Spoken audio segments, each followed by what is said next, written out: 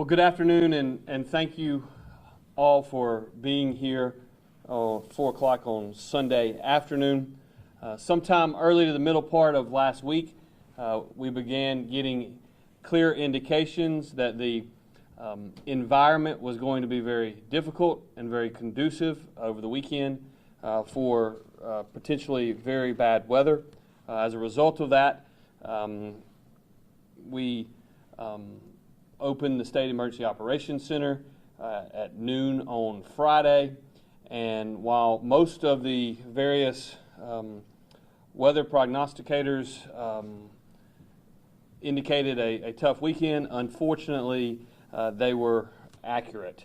Obviously, when you look at the major storms that came through over approximately a 24-hour period from the middle of the night Friday till about 9 o'clock yesterday evening when the final storms exited our state, it's really eerie to see the tracks that have been designated, because the track that occurred north of Jackson is eerily similar to the tornado that hit Rolling Fork and Amory and left our state in 2023.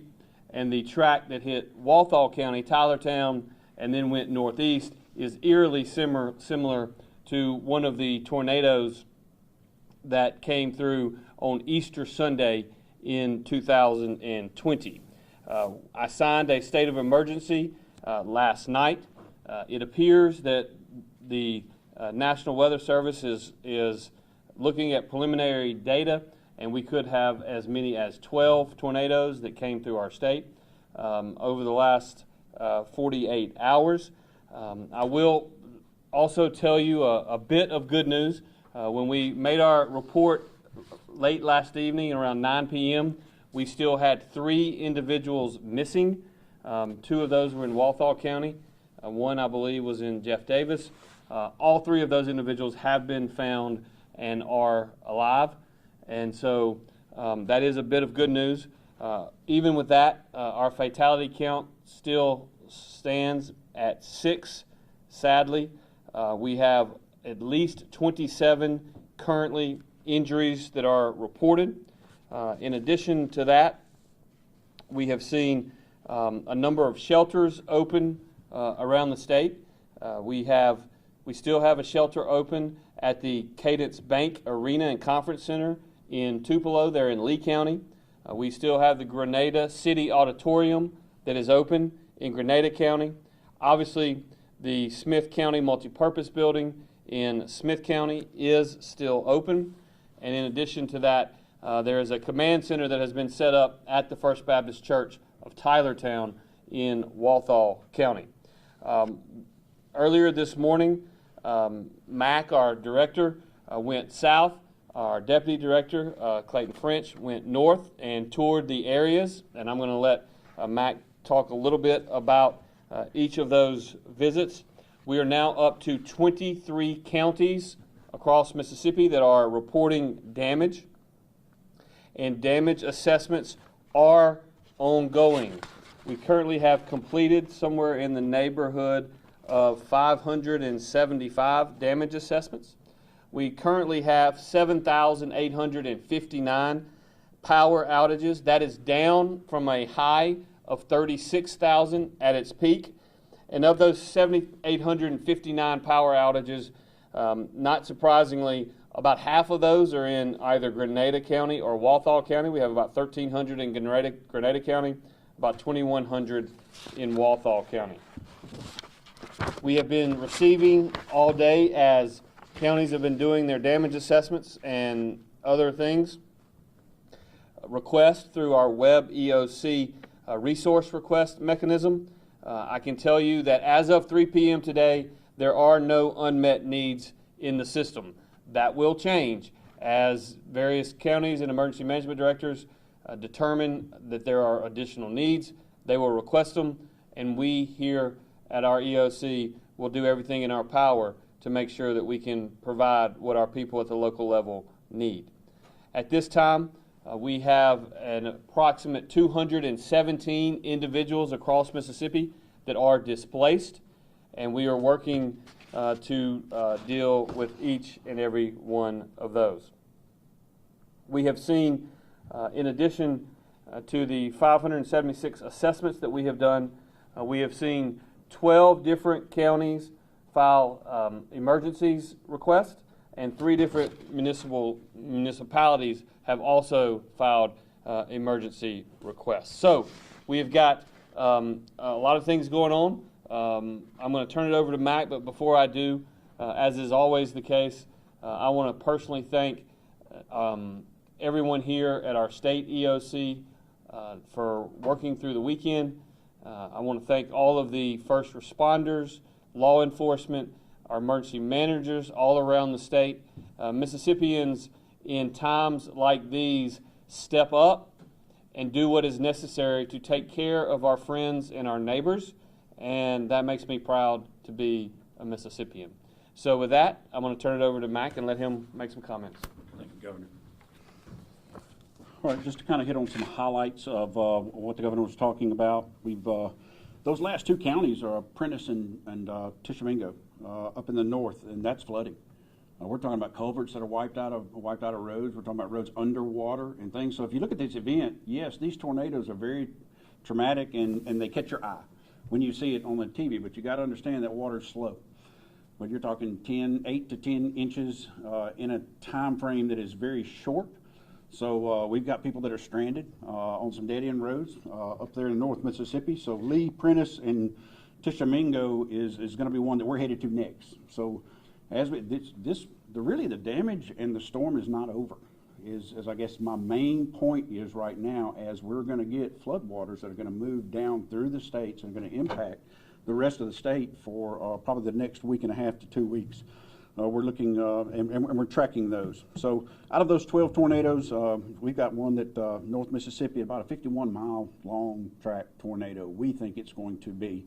When we look at those tracks and the damages that we can see from where the public is reporting, we're looking at that typical type damage. But the National Weather Service, they've got their teams out, and we'll get the final blessing on exactly what those are. The ones in South Mississippi, one of them 70 miles long. So that's talking about a long time on the ground, causing catastrophic, which actually traps your first responders for a major part of the storms last night, where they couldn't even get out to actually do any of the work that they do. Task Force 1, that search and rescue crew was up and running yesterday.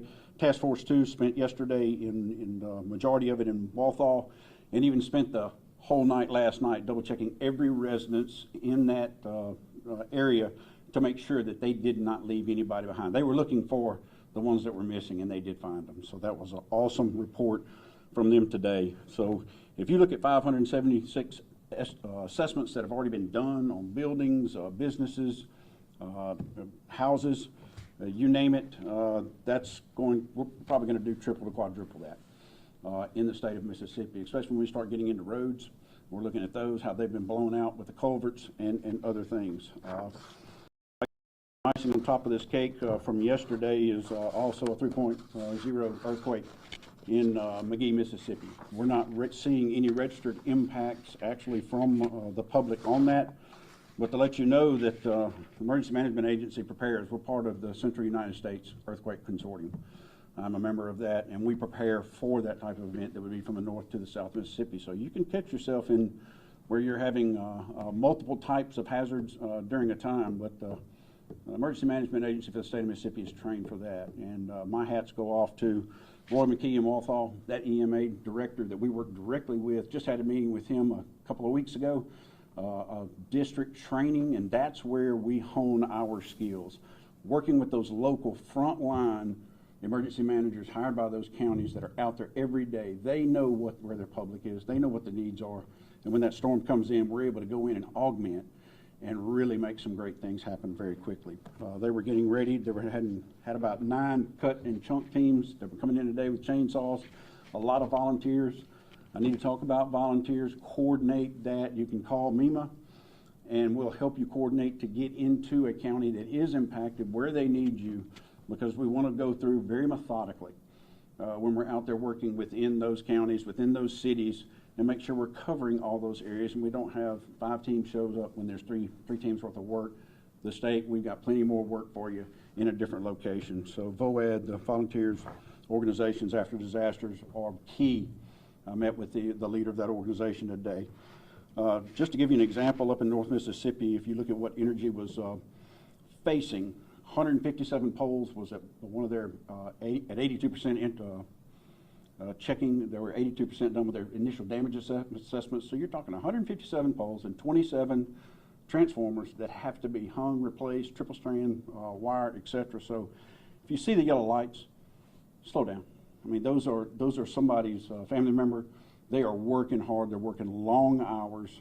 We were able to get a waiver from the Federal Motor Carrier Division so they could work longer hours out there and try to get some of this life-saving electricity back to those folks that need it for medical devices and others. Those damages that you heard today that we've done, you know, they're ranging from destroyed to major to minor to affected. We look at everything when we look at those. I've been in constant communication with the regional director of Region 4, the administrator, Robert Simon. We started talking Thursday. We knew this thing was coming.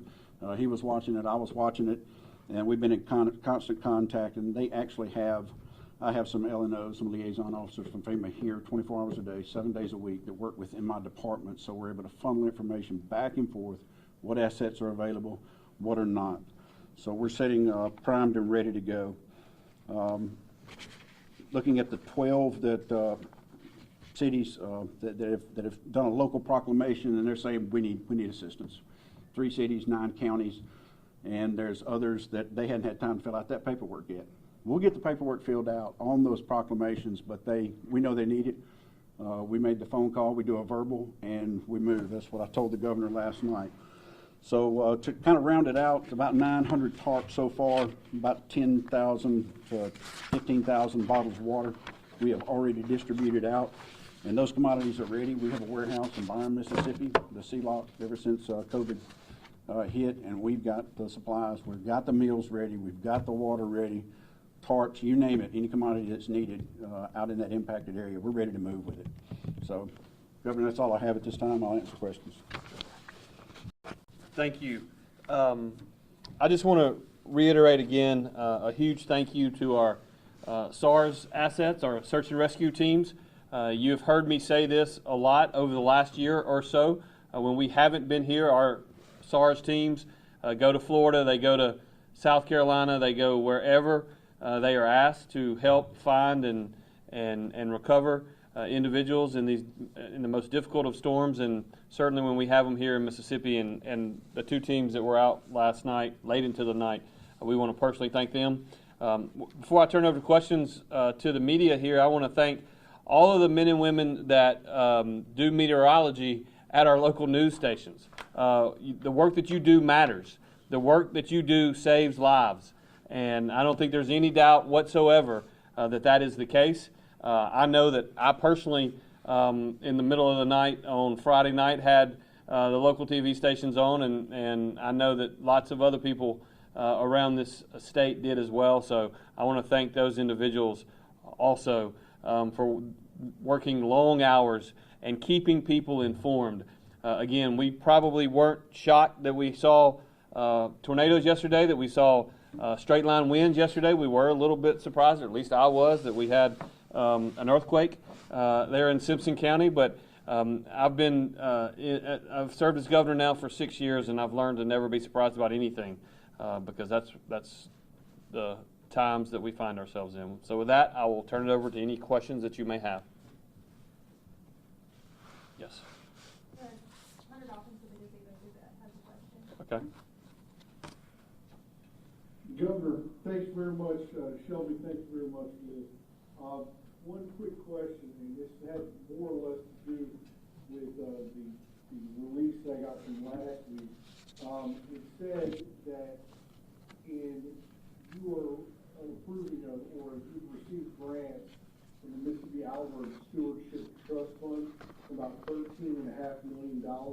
Yes. These were going to be areas that may have been affected by the weather that was coming through yesterday. Do you see any potential, or have you heard of any harms to where the money is going to be received for these areas? Yeah, well, thank you for that question, Hunter, and as always, thanks for getting on our opportunity to be online. What I would tell you is I don't know of any specific examples at this time. It's still fairly early in the assessment process, but Mississippi's outdoors are incredibly important to us and who we are.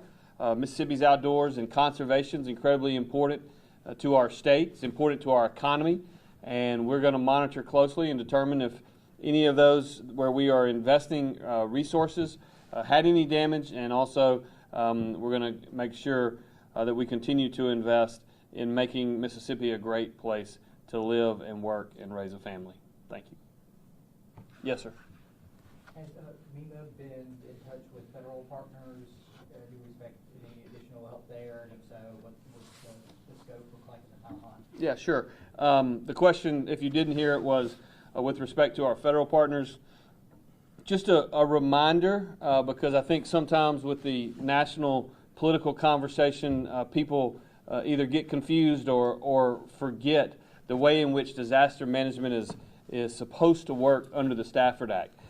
When natural disasters hit, the response must be, for it to be done properly, state managed, locally executed, and federally supported.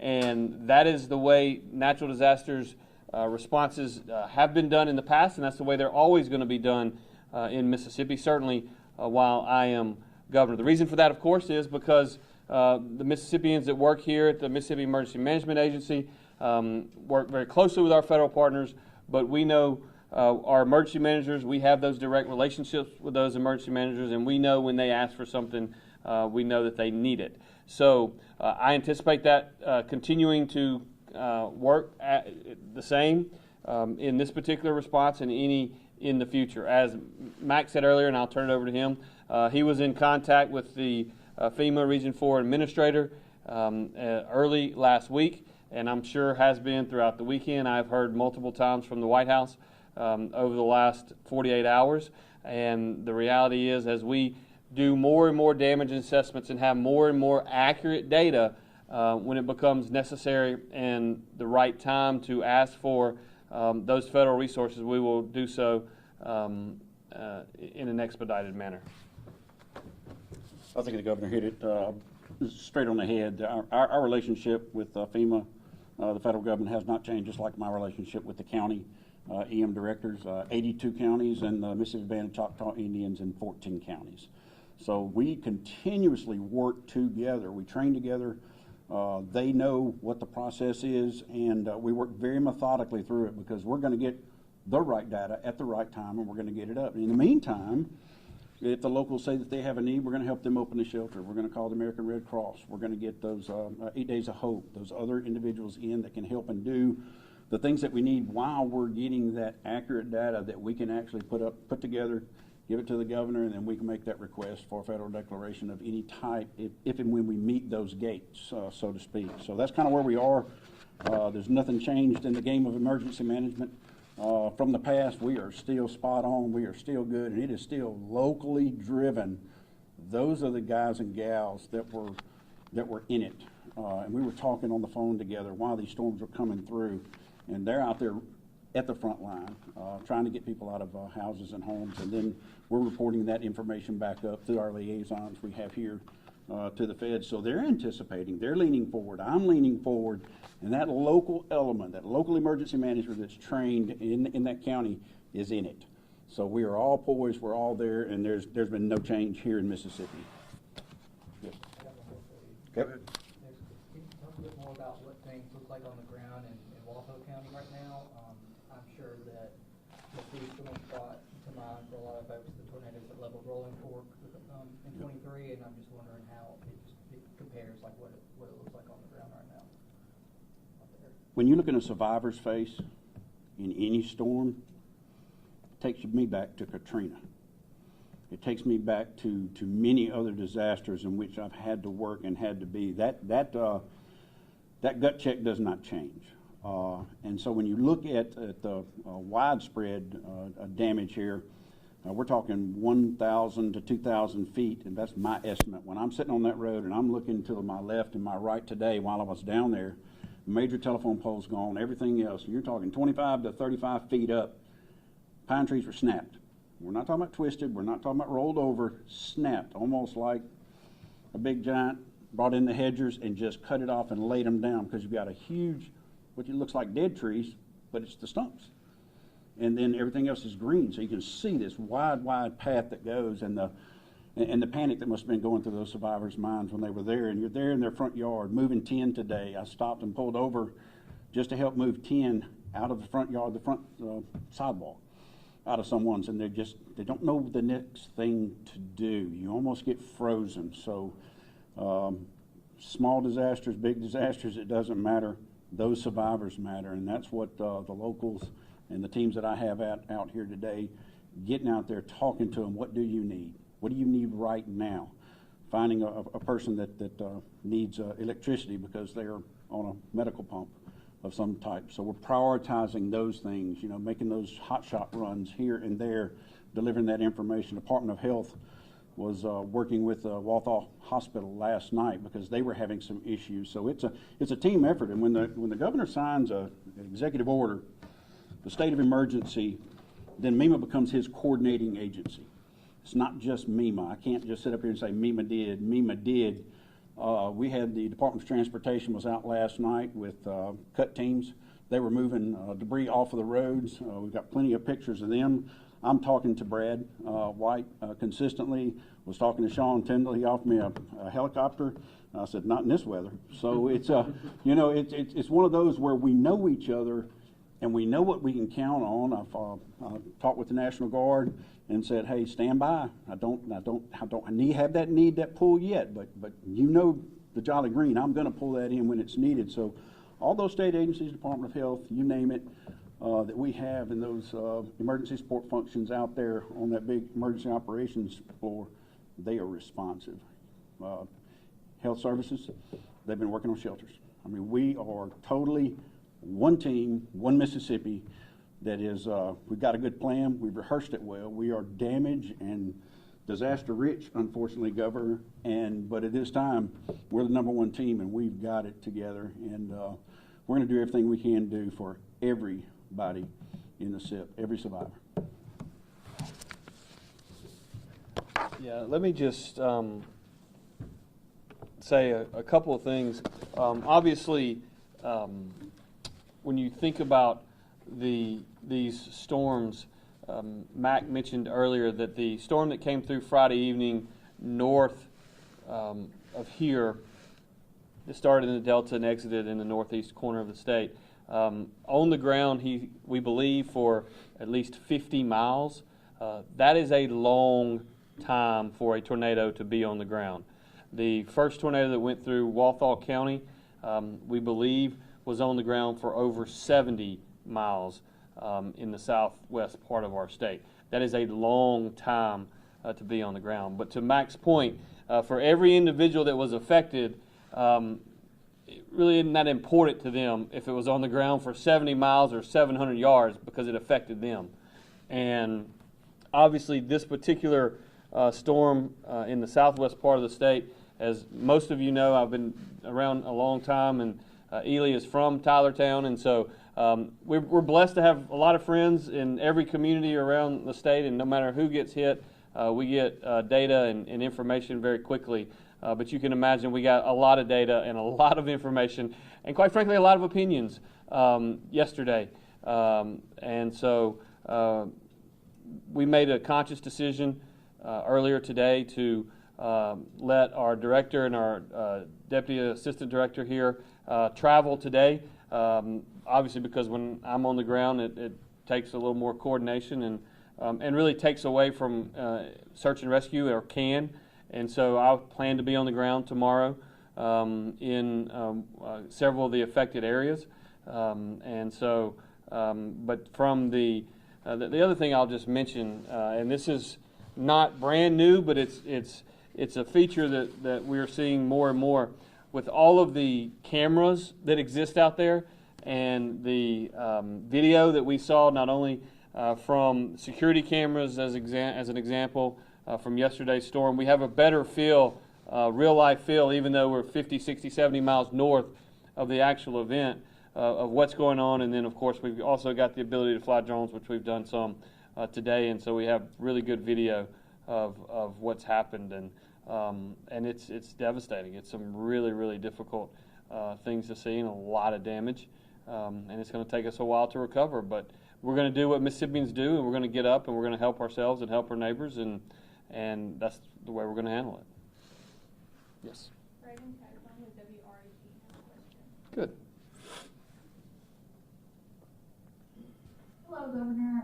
I just wanted you to reiterate the estimate of the number of tornadoes that you said so far that you all have assessed. Was it 10 or is it 12? 12. It's 12 tornadoes have been estimated, but that number very well could go up. As we are gathering data and the more information that we receive from the counties and from individuals, the National Weather Service and others will take that information, take that data, put it into their system, and estimate exactly where we are. But at this point, we are estimating 12 different tornadoes in the state of Mississippi from sundown on Friday till about 10 p.m. last night. So over about a 27 or 28 hour period. 12 tornadoes all throughout the state.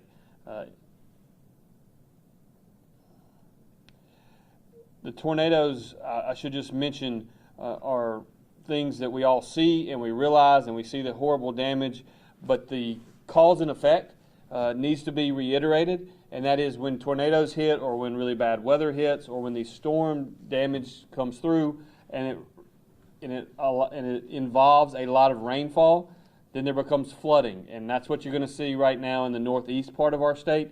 So while we may not have had significant tornado damage in, for instance, Prentiss County, we had a lot of water in a very quick period of time. That's going to cause a lot of roads to be shut down in Prentiss County and perhaps Itawamba County, certainly in Tishomingo County. And those are the kind of things that we're assessing right now, and we'll continue to do so. That water, by the way, that is flooding in Prentiss County now is going to move down through the state over the next several days and weeks, and that's going to create other issues that we have to deal with. And so I'm always amazed after a day like yesterday when we wake up and when we go outside and how beautiful the weather is the day after. Just know that just because the sun's out doesn't mean there isn't a lot of work being done all around the state, still trying to recover from the horrific events of March the 15th, 2025. Any other questions? Seeing none, again, I want to thank everyone who has been working around the clock to address these challenges in the state of Mississippi. And I want to thank the people of our state for being who you are, for your willingness to get out and help your friends and neighbors. Be sure you're working with your local emergency managers. We need to coordinate volunteer services. That is incredibly important. Everybody wants to just show up and start working, and I know how important that is to you, but please know that there's got to be a coordinating effort, and there's a coordinating effort in every single county, and the reason for that is because we want to get this cleaned up in the most efficient way possible, both for us and for the individuals in these local communities. So thank you all very much, and God bless.